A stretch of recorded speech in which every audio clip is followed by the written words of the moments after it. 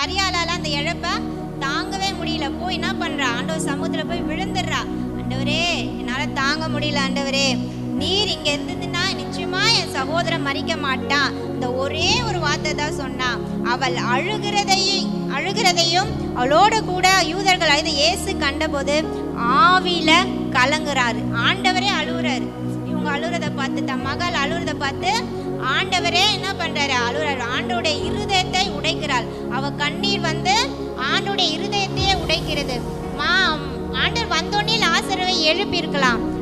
ஆனா மாத்தாலும் அதேதான் ஜெபம் பண்ற. ஆண்டவரே, நீங்க இருந்துன்னா என் சகோதரன் மறிக்க மாட்டான். ஆனா மரியாள் அந்த இடத்துல கண்ணீரோடு, ஒரு உடைந்த உள்ளத்தோடு, ஒரு நொறுக்கப்பட்ட உள்ளத்தோடு ஆண்டவரேன்னு சொல்லி அவர் சமூகத்துல தன்னை அர்ப்பணித்து ஜெபிக்கும் போது ஆண்டவரே அங்க என்ன பண்றாரு, கண்ணீர் விடுறாரு. ஆண்டவரே பரிதாபப்படுறாரு. அப்போ அந்த இடத்துல உடனே வேற சில மாத்தாள் கிட்டனாச்சும் ஆண்டவர் பேசின்னு இருந்தாரு.